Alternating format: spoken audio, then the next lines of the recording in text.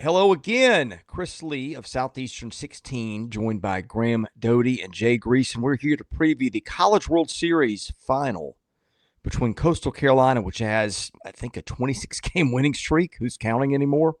Hard to count that high. Going into this red hot, most of those aren't close, and LSU, which won a crazy game, came from behind to knock off Arkansas and get here and reset its pitching. Both teams will be well rested. Both teams are playing tremendous baseball. Graham Doty, I'll start with you.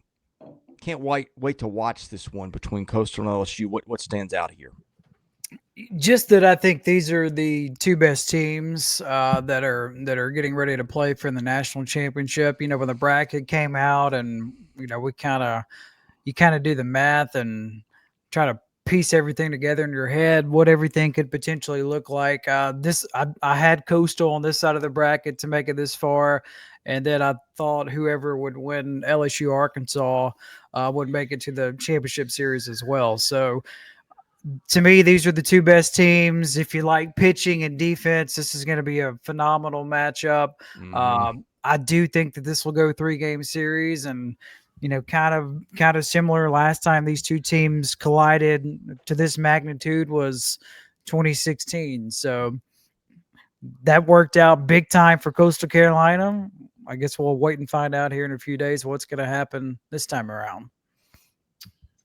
I think a couple of things, and I know we'll chop it up, players and matchups.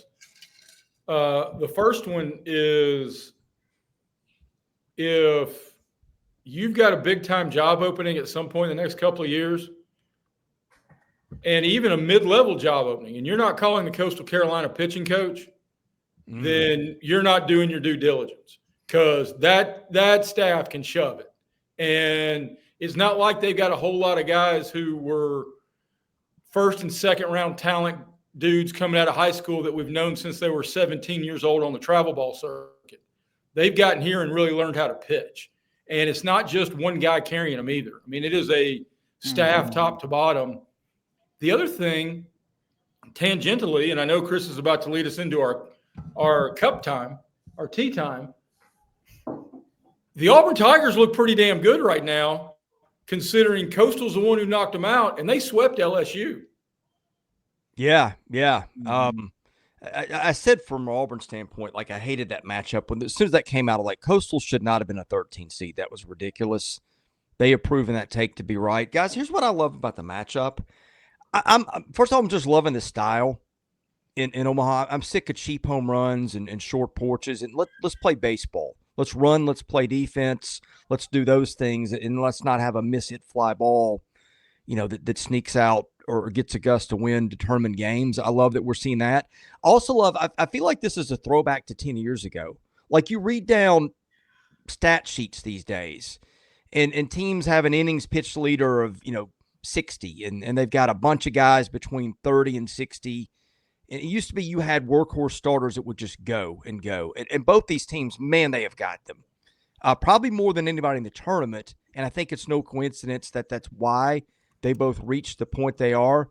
For Coastal Carolina, Jacob Morrison, 104 innings. Cam Flukey, 95 2/3, and Riley Eikhoff, 90 on the dot. They've also got some other relievers that have pitched a lot of innings and pitched super well. Coastal's pitched, I think, by my count, 9 guys in this tournament. And Luke Jones has not thrown yet, the gifted freshman who last threw on May the 25th. So I don't know if he's available or not. I haven't seen anything on it. LSU, though, guys, you've got Kade Anderson, who's now thrown over 100 innings, and Anthony Eyanson has also thrown that as well. You've got Casan Evans, who can do, all kinds of stuff. He can start, he can close. You've had Chase Shores, has really come through in this tournament. He's throwing 102 at times with the fastball.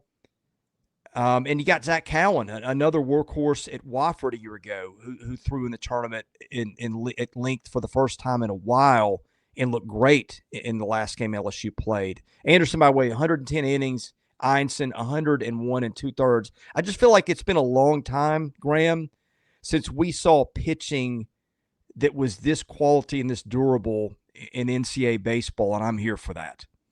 Yeah, I totally agree with you. Not only all the points that you made, but When's the last time where it seems like both teams are going to be well rested, fresh, ready to go? You're going to see both teams' aces pitching against each other to begin the championship series. So I'm excited for that. Like we'll see Anderson and whoever Coastal goes with game one. But again, Coastal, their top three arms, you can put them up with almost anybody in the country.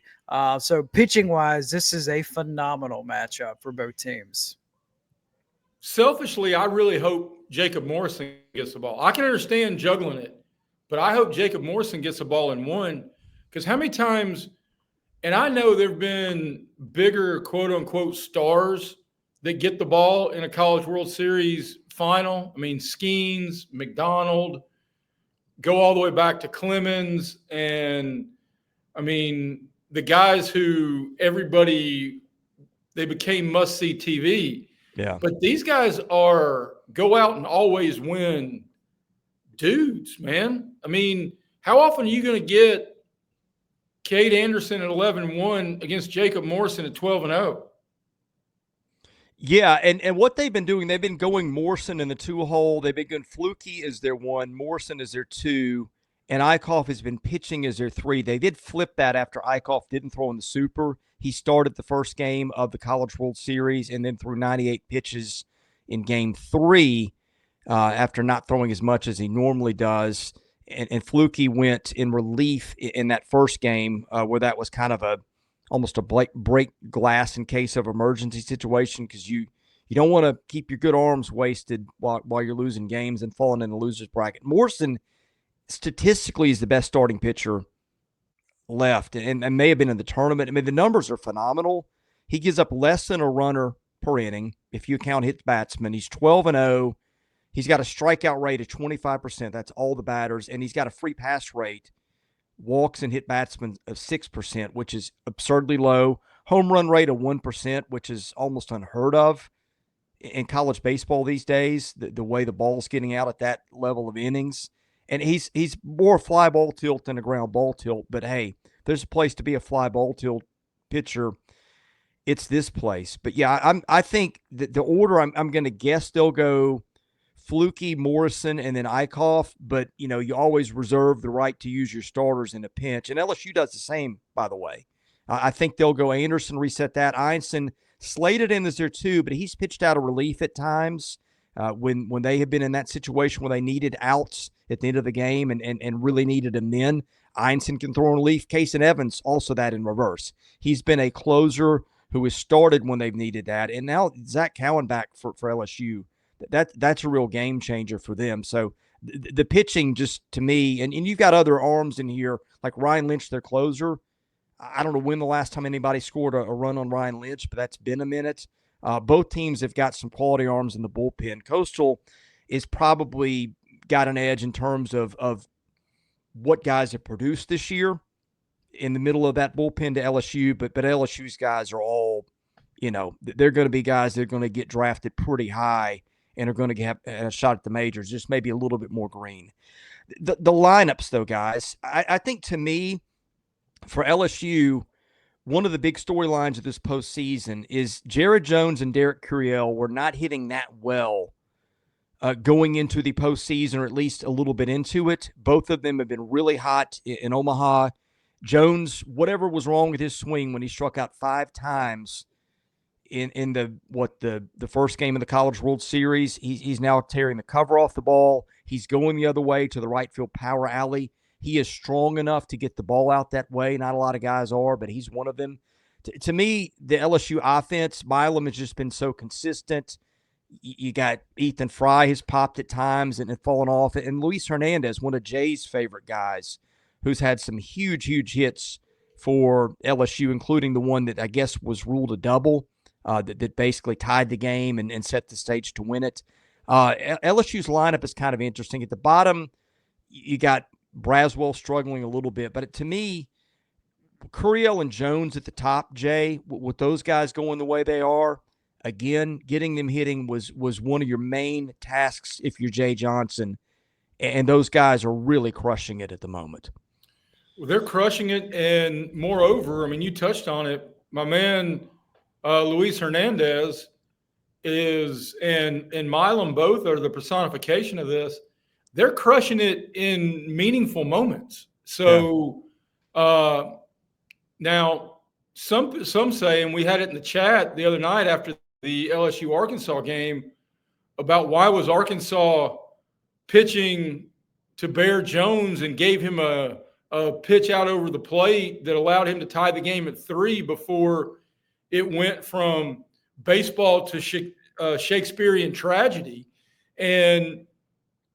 or a feel-good Disney sports movie if you're an LSU fan. I mean, those were the two storylines in the last inning there.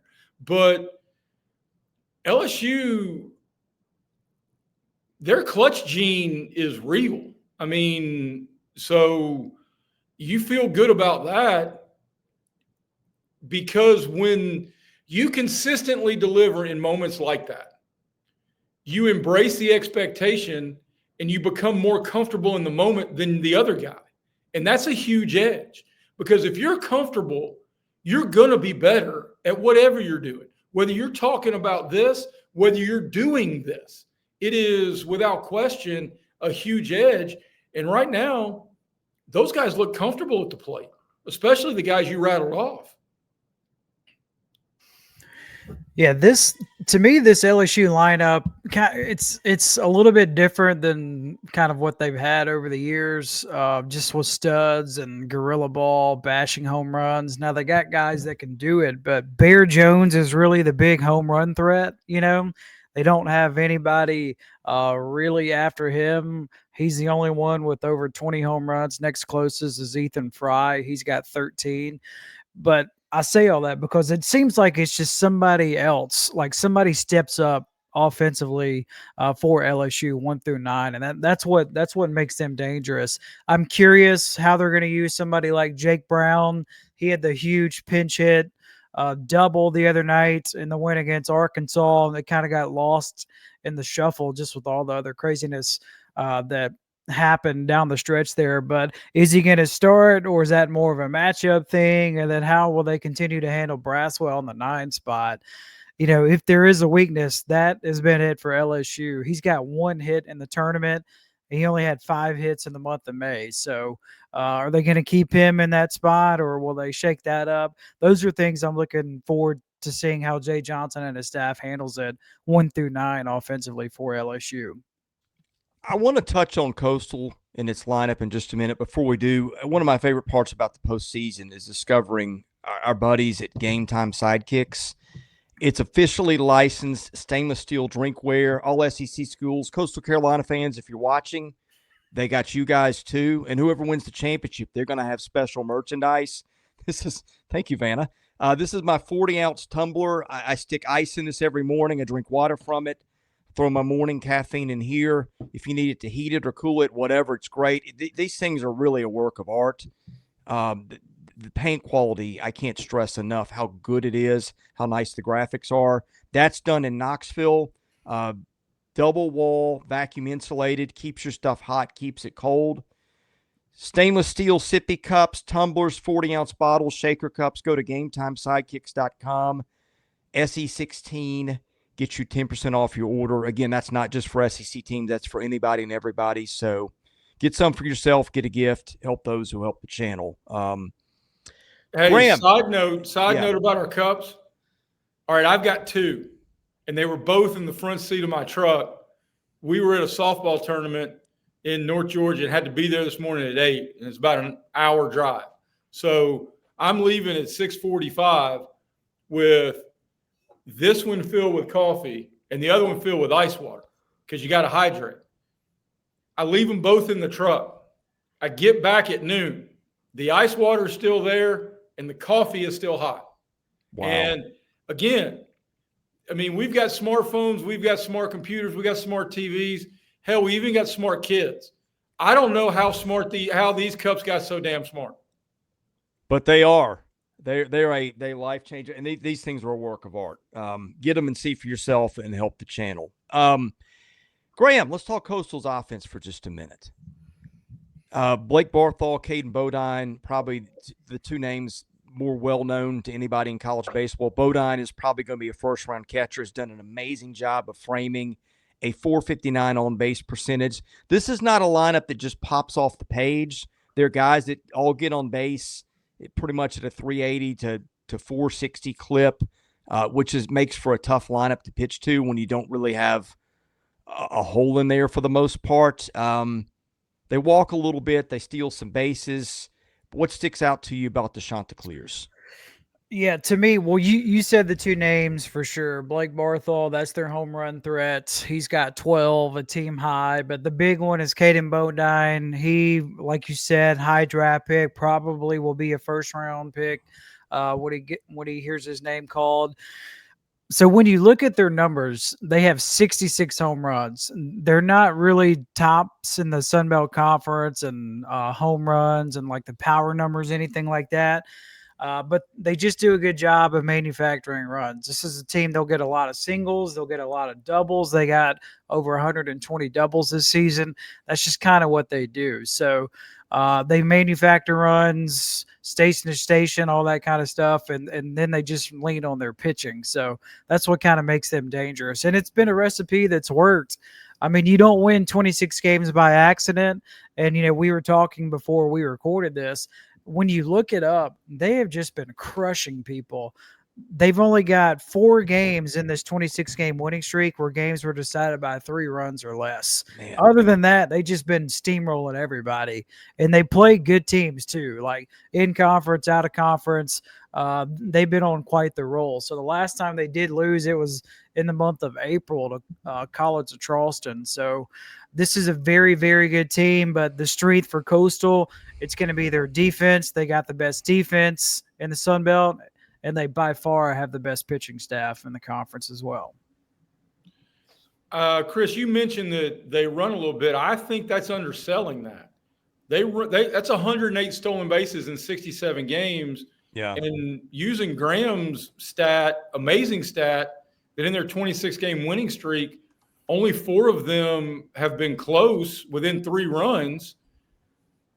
That's telling me that they're then choosing not to run. I mean, you're not going to steal bases when you're up eight runs against Louisville. Right. That's a great point. So, and they're amazingly efficient. 108 out of 137 in terms of attempts is you can make a hard argument that defensively the biggest pivotal position here is Luis Hernandez again. And I know we're talking about Coastal's offense right now, but they got guys who run because they know in big moments a 2-0 lead for them and that pitching staff feels like 5-0. Right. I'm glad you mentioned that. I'm looking because I was thinking the same thing. Teams have stolen 30 of 36 against Luis Hernandez. By pitcher, Anderson's been great at keeping runners on. He's a lefty, only 4 of 7 on steals.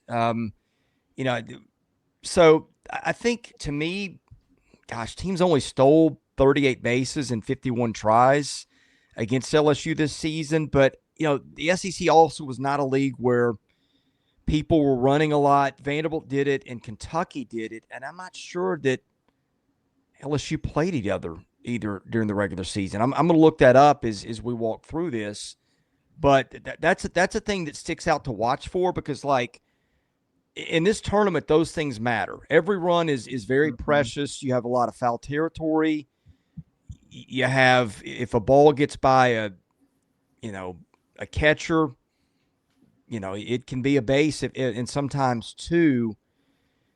So those are things to watch as LSU threw, 93, wild pitches for LSU. I was looking to hit batsmen. LSU this year threw 67 wild pitches and had 11 pass balls. So that element of the game may be something to watch in terms of Coastal getting guys on and pressing LSU's defense. I mean, it had an impact for LSU and, their games against Arkansas, the wild pitch. That's when it got interesting with Shores on the mound and everything. So, yeah, that is definitely something to watch, in particular at that ballpark. And to be fair, though, the biggest, it's not an Achilles heel, but it is the biggest unknown. Graham rightly quoted the stats about how accomplished Coastal is defensively and especially with the pitching staff. So can they generate enough runs to beat LSU over 27 innings? Here's the thing that has to be discussed, and hopefully it has to be discussed in the Chanticleers clubhouse. They're about to see elite MLB quality pitching. I mean, so those numbers don't pop off the page at anybody, but those numbers are against a good Sun Belt for the most part. They're about to see a whole bunch of dudes who in 3 years are going to be pitching on MLB TV. Well, to push back, the Sun Belt was down this year outside of a couple of teams, but here's the thing, that hasn't mattered in the tournament. I mean, it didn't stop Murray State. I think just the good teams came to the top, and a lot of what you saw in the regular season in power conferences, I don't know if it was a fluke or something else, it just didn't translate.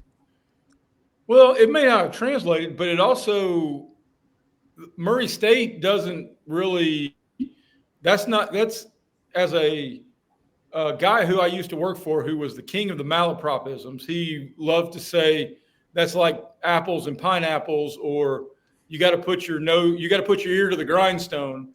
I mean, it is what it is. But Murray State caught lightning in a bottle and got a great draw. And as we tried to give them all their flowers and want them to hang the banner and celebrate those guys in 10 years and 20 years and 50 years. And I mean, but Murray State's still Murray State. All right, gentlemen, I think we've hit this from about every angle. Let's get to picks. Jay, I'll start with you. What have you got here? I'm going to go with elite talent over elite numbers. I think the biggest swing guy in this series is Kade Anderson. I mean, we can talk about what Bear Jones is, because if you don't win Friday night LSU or Saturday night LSU in game one, you're staring down a long barrel of a deep pitching staff where it's going to be tough. And you know what? I'm buying stock in Kade Anderson. Give me the Matrix to win game one and LSU to win in 3. I think LSU will win it. I do think that it's going to go 3 games. Coastal Carolina, this is not a fluke. This team is legit. They've earned the right to be here. They are a fantastic program. Just want to make that clear. But again, they're a great story. They're going to continue to be a factor. But I agree with Jay. I just think the level of talent, especially on the mound, is going to be the difference in this one. Anderson has a chance to be round 1, pick 1. Guys like him are rare. And then Eyanson has a very good chance as well to make it to the show. I picked LSU a long time ago, and a big reason why is their pitching staff. To me, their offense, it's good enough. It just feels like somebody steps up here or there whenever they need a moment. And then also it just seems like when LSU in Omaha, just seems like good things happen. They just have that magic. You know, there are going to be a lot of people there. Like I'm expecting at least 20,000 just jam-packed LSU fans. The other thing I want to see, when Coastal does lose a game, or if it does happen, which I obviously think that it will, how are they going to respond? Because it's been since April the 22nd since they lost a game. So it's been a minute. I mean, it's been a long time. So what do they look like, and how much pressure is going to be on them? So I just think that's something to look out for, but give me LSU in 3 games. And Graham, before you give us ours, Chris, I appreciate your caveat about how Coastal is certainly worthy of being here. And I, however, would have said you just want to be Chanticleer about that point. Thank you, Jay. The coach made sure we knew how to pronounce their nickname. And you know what? People should know that because they deserve their flowers. It's been a tremendous season. LSU was my pick pre-tournament. I was a little bit worried about the pitching depth beyond the top 3. And Evans, Anderson, and Eyanson. Chase Shores has pitched well in this tournament. Other than the last outing, he has really been dominant. and getting Zac Cowan back too was a big deal. And you've got Jaden Newt and some other pieces in there that are serviceable. Cooper Williams. I'm going to stick with what I went to before the tournament. I think these are going to be close, mostly low-scoring games, though. Anything can happen to those. I don't think it'll be a 2-game series. I think these are going to be some nail-biters. They'll be terrific. I'll stick with my original pick, but no outcome here would surprise me. All right, thank you for watching our preview of the College World Series Final.